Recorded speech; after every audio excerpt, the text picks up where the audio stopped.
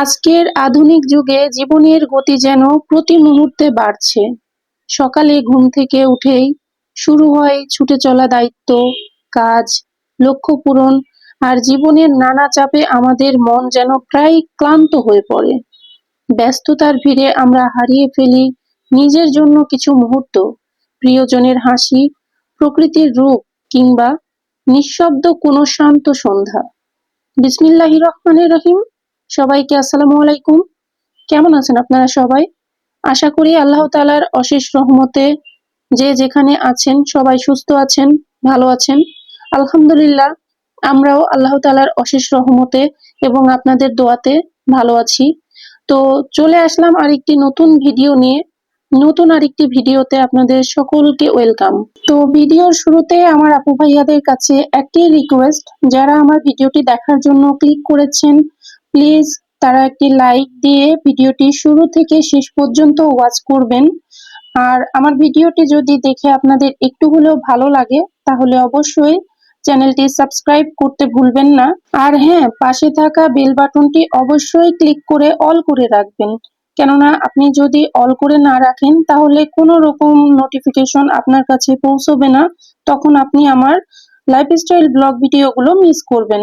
যদি আপনারা আমার লাইফস্টাইল ব্লগ ভিডিও দেখতে চান তাহলে অবশ্যই চ্যানেলটি সাবস্ক্রাইব করে নোটিফিকেশন অল করে রাখবেন। এই কাজটি অবশ্যই করতে হবে। তো যাই হোক, ব্যস্তময় আরেকটি দিনের ভিডিও নিয়ে চলে এসেছি। আশা করছি ভিডিওটি শুরু থেকে শেষ পর্যন্ত আপনারা দেখবেন এবং আশা করছি আপনাদের ভালো লাগবে। তো আপনারা দেখতে পেলেন সকালবেলা ছোট মেয়েকে রেডি করে স্কুলে দেওয়ার জন্য এই তো রওনা দিয়েছি। ব্যস্ততা যেমন প্রয়োজনে জীবনকে গড়ে তোলে, তেমনি অতিরিক্ত ব্যস্ততা কখনো কখনো জীবনের সৌন্দর্যকে ঢেকে ফেলে। তাই দরকার মাঝে মাঝে থেমে দাঁড়ানো, নিজেকে প্রশ্ন করা, আমি কেমন আছি? আমি যা করছি তা কি শুধু বেঁচে থাকার জন্য, নাকি জীবনের স্বাদ গ্রহণের জন্য কিছু করছি? জীবন একটাই, আর সেই জীবনে মানসিক শান্তি ও সম্পর্কের সৌন্দর্য রক্ষা করাও জরুরি। তাই কাজের ফাঁকে একটু সময় নিজের জন্য রাখা, পরিবার বন্ধুদের সাথে কাটানো কিংবা এক কাপ চায়ের সঙ্গে নিজের সাথে কথা বলাটাও হতে পারে জীবনের অর্থবহ করে তোলার এক অসাধারণ উপায়। আজকের যুগে একজন অভিভাবককে শুধুমাত্র বাবা মা হিসেবে নয়, অনেকগুলো ভূমিকা পালন করতে হয়। ঘরের ম্যানেজার, শিক্ষক, সহপাঠী, পথ প্রদর্শক এবং সেই সাথে নিজের চাকরি বা ব্যবসার দায়িত্বশীল কর্মী, আরো কত কিছু। সকালটা শুরু হয় যুদ্ধের মতো। বাচ্চাদের ঘুম থেকে তোলা, নাস্তা করানো, ইউনিফর্ম পরানো, স্কুল বাস ধরানোর ঝুঁকি, এরপর নিজের অফিস বা কাজের জন্য তৈরি হওয়া। যদিও বা আমি কোনো জব করি না, আমি একজন হোম মেকার, তারপরেও সবকিছু মেনটেন করেই চলতে হয়। অনেক সময় বাচ্চাদের পড়াশোনার চাপ, কোচিং, প্রাইভেটের সময় মিলিয়ে দিনটাই যেন ক্যালেন্ডার আর ঘড়ির মধ্যে আটকে যায়। বিকেলের পর ব্যস্ততা পায় নতুন রূপ। কোচিং থেকে আনা, খাওয়ানো, হোমওয়ার্ক দেখা, আবার রাতে নিজের কাজের বাকি অংশ সামলানো। যাদের অফিসের পরেও কাজ থাকে বা যারা অনলাইন ভিত্তিক কাজ করেন তাদের ক্ষেত্রে রাত পর্যন্ত সময়টাও ব্যস্ততায় পূর্ণ থাকে। ঘরের কাজ, পরিবারের খেয়াল রাখা, সবকিছু সামলিয়ে নিজের জন্য একটুখানি সময় রাখাটাই যেন বিলাসিতা। এই ব্যস্ততায় অনেক সময় আমরা ভুলে যাই নিজের অনুভূতির কথা।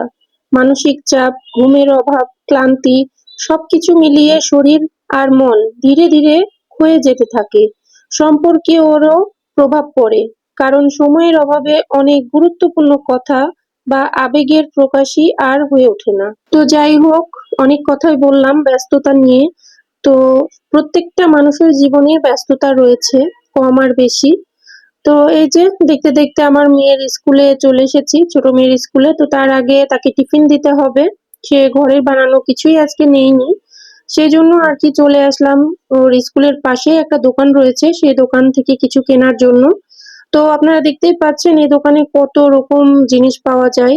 আসলে বাচ্চারা বেশিরভাগ সকালবেলা কেক, স্যান্ডউইচ, পাউরুটি এগুলো বেশি পছন্দ করে। তো আমার মেয়ে ইসমাইল কেক খেতে খুব পছন্দ করে, তার পাশাপাশি আরো ওই যে একটা কেক দেখিয়ে দিল, এইটাও নিবে। তো আমি ও যেটা পছন্দ করে সবগুলো আর কি নিয়ে দিলাম। সবগুলো বলতে 3টা কেক নিয়ে দিয়েছি। সকালবেলা যখন স্কুলে যাই তখন সে নাস্তা করে বের হয়েছে। আর এই যে যে টিফিন পিরিয়ড দেয় স্কুলে, সেই টিফিন পিরিয়ডে কি খাবে সেটার জন্য আর কি আমি 3টা কেক নিয়ে দিলাম। স্মাইল কেক আর নতুন একটা কেক দিয়েছে সেটা, আর একটা মাফিন কেক। তো সেই 3টা কেকের দাম আমি পেড করে দিলাম। তারপরে মেয়ের টিফিন দেওয়া ব্যাগের মধ্যে আর কি দিয়ে দিলাম। এখানে দেখেন সবাই আর কি টিফিন নিচ্ছে, কেননা টিফিন টাইম খুব বেশি হয় না। অন্যান্য খাবার হলে বাচ্চারা খেতে পারে না, সেই জন্য তাদের মুখরোচক খাবার যেগুলো সেগুলোই আর কি একটু নিয়ে দেয়। অনেক গার্জিয়ান আপনারা দেখতেই পাচ্ছেন এখানে যে যার মতো যে বাচ্চা যেটা পছন্দ করে সেগুলো আর কি সে গার্জিয়ানরা মা বাবারা নিয়ে দিচ্ছে। তো আমিও আমার মেয়ের পছন্দের কেক গুলো নিয়ে দিলাম। তারপরে এই তো সামনে স্কুল গেট রয়েছে, আবার স্কুটি স্টার্ট দিয়ে সামনে মেয়েকে নামিয়ে দেব। এই যে এটা আমার মেয়ের স্কুল গেট, রাজশাহী সৃষ্টি central school and college, Rajshahi. তো এই যে আমার মেয়ে অলরেডি চলে যাচ্ছে।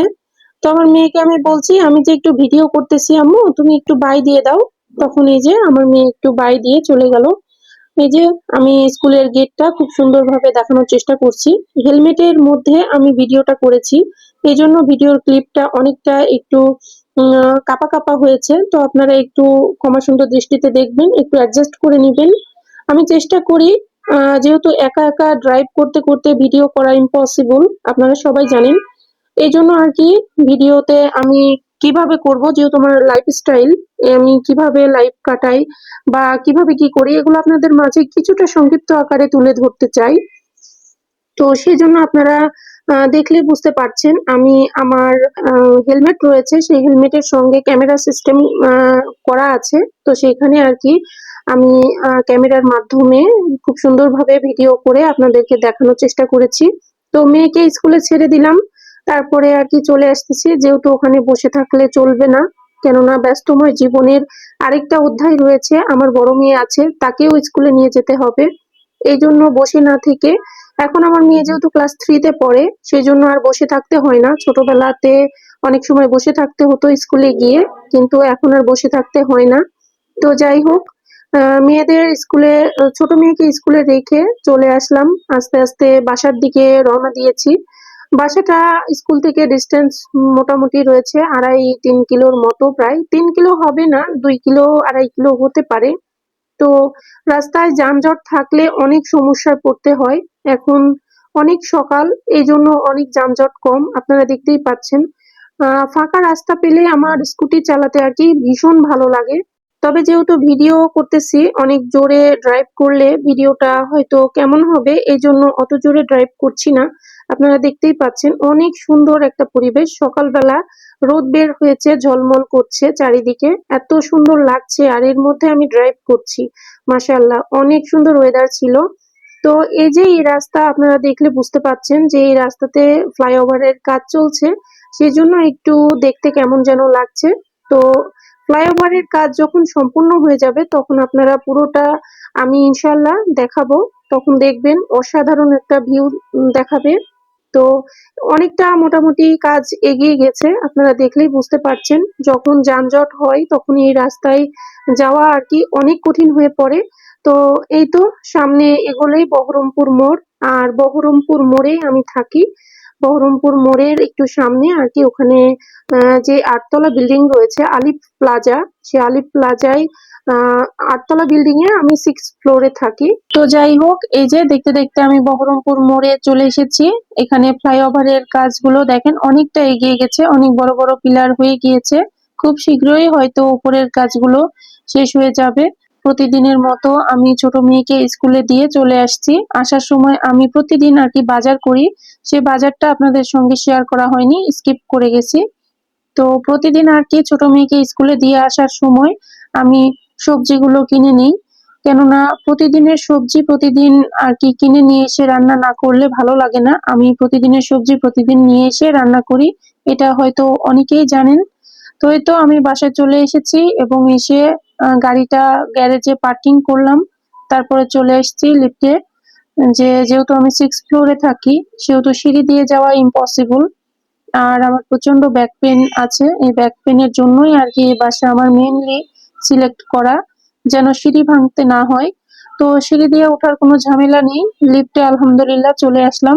বাসায় এসে চেঞ্জ না করেই সাথে সাথে আমি লাইভে যে আপু ভাইয়াদের সময় দিই তাদের লাইভ গুলো আগে ওপেন করে দিই, তারপরে যে কাটা বাছা থাকে সেগুলো করে নিই। তারপরে এই যে বড় মেয়ের স্কুল যেদিন থাকে সেদিন আর কি, এতদিন এসএসসি পরীক্ষা ছিল, এসএসসি পরীক্ষার জন্য বড় মেয়ের স্কুলটা বন্ধ ছিল, বাট কোচিং চলছিল। তো আজকে হঠাৎ স্কুল খুলে দিয়েছে, এসএসসি পরীক্ষা আপাতত শেষ, এই জন্য স্কুল ওপেন হয়েছে। তো মেয়ে বলছে যে অনেকদিন পর স্কুল খুলেছে আম্মু, স্কুলে অবশ্যই যাব। মাঝখানে আমি অনেকগুলো কাজ করে নিয়েছি, সেগুলো ভিডিওতে আর কি ধরা হয়নি। ছোট মেয়েকে স্কুল থেকে নিয়ে এসেছি, তরকারি কাটা বাছা করে রেডি করে নিয়েছি, এখন বড় মেয়েকে স্কুলে দিতে যাচ্ছি। তো দেখা যাচ্ছে এই রোডে সারা দিনের মধ্যে যে আমাকে কতবার যেতে হয় আসতে হয় তার কোনো সীমা নেই। আজকে অন্য দিনের তুলনায় মোটামুটি রাস্তা ফাঁকা মনে হচ্ছে, বেশ ফাঁকা ফাঁকা ছিল। তো এই যে সামনে দেখছেন রেল লাইন, এই রেল লাইনে অনেকটা সময় ওয়েট করতে হয় যখন ট্রেন যায়। তো ম্যাক্সিমাম সময় এ ধরনের সময় আমাকে কাটাতে হয়। এই যে সামনেই বর্ণালী মোড়, বর্ণালী মোড়ে এত পরিমাণ ট্রাফিক জ্যাম থাকে এখানে, যেহেতু চারিদিকে রাস্তা রয়েছে। আসলে এই যে বাস, তারপরে আপনার যে রিক্সা, অটো, প্রাইভেট কার, আর এর সাথে তো মোটরসাইকেল, বাইক যেগুলো রয়েছে সেগুলো তো রয়েছে, প্রচুর পরিমাণে যানজট তৈরি হয়। এই বর্ণালী মোড় কোনো রকম আর কি ক্রস করে গেলাম। তো আমার পাশে যে বাস ছিল, সেই বাস আমি চাচ্ছিলাম না যে তার পেছনে যাই, কেননা পেছনে গেলে যে কালো ধোঁয়াটা এটা আমার মোটেও সহ্য হয় না। সেজন্য আমি আর কি একটু ফোর্সে সামনে এগিয়ে চলে আসলাম, যে বাসকে কোনোভাবেই সামনে এগোতে দিব না। যদিও জীবনের উপর রিস্ক নিয়ে কখনো বাইক আমি কখনোই চালাইনি, আমার যেহেতু মেয়ে থাকে আমি সবসময় একটা বিষয় মাথায় রাখি যে আমার সন্তান আমার পেছনে রয়েছে, তার পুরো জীবনের গ্যারান্টি এটা কেউই দিতে পারে না, এটা সম্পূর্ণ মহান আল্লাহ তাআলার হাতে থাকে। তো আমি আমার দিক থেকে যতটা সেফলি ড্রাইভ করা যায় আমি চেষ্টা করি। তো এই যে প্রত্যেক দিন আমাকে এই রোডে যেতে হয় আসতে হয়, দেখে মনে হচ্ছে অনেকটা ফাঁকা। তো যেদিন আমি ভিডিওটা করেছি সেদিন আসলেই রাস্তাঘাট অনেক ফাঁকা ছিল। এই যেখানে থিম ওমর প্লাজা ছিল, থিম ওমর প্লাজাও বন্ধ ছিল। আর সামনে এগুলোই রয়েছে নিউ মার্কেট।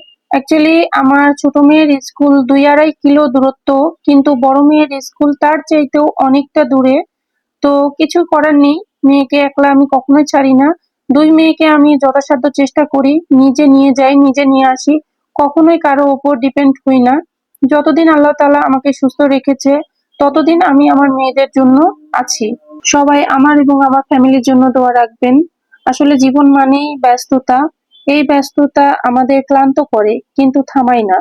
কারণ আমরা জানি এই ছুটে চলার পেছনে আছে প্রিয়জনের হাসি, সন্তানের ভবিষ্যৎ, নিজের স্বপ্ন।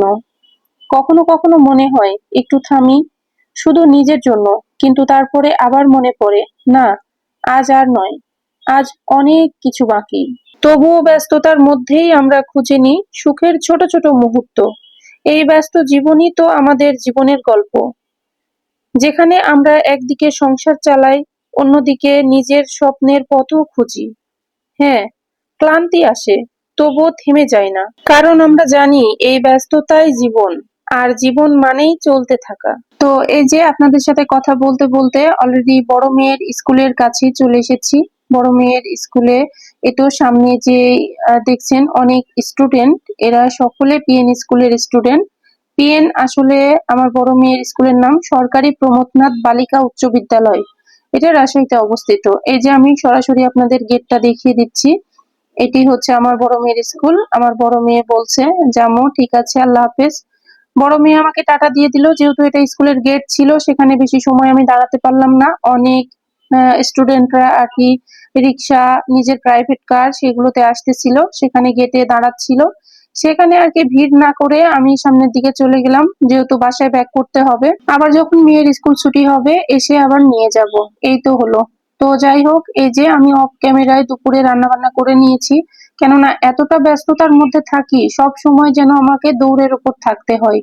এর পাশাপাশি যে আমি ছোটখাটো একটা ইউটিউব চ্যানেল চালাই, তো সেখানেও সময় দিতে হয়। তো আজকে দুপুরে লাঞ্চ হিসেবে আমি রান্না করেছি, ভাত রান্না করেছি, সাদা ভাত, বেগুন ভাজি করেছি আর হাঁসের মাংস রান্না করেছি। এটা আর কি আমি কেটে নিয়ে এসেছিলাম। রান্নার রেসিপি গুলো আমি আপনাদের মাঝে শেয়ার করতে পারলাম না। আমি জানি আমার চাইতে অনেক ভালো আমার আপু ভাইয়ারা রান্না করতে পারে। তো যাই হোক, আজকের ভিডিওটি এ পর্যন্তই। পরবর্তী ভিডিও দেখার আমন্ত্রণ রইলো। ভালো থাকবেন সবাই। আল্লাহ হাফেজ। আসসালামু আলাইকুম।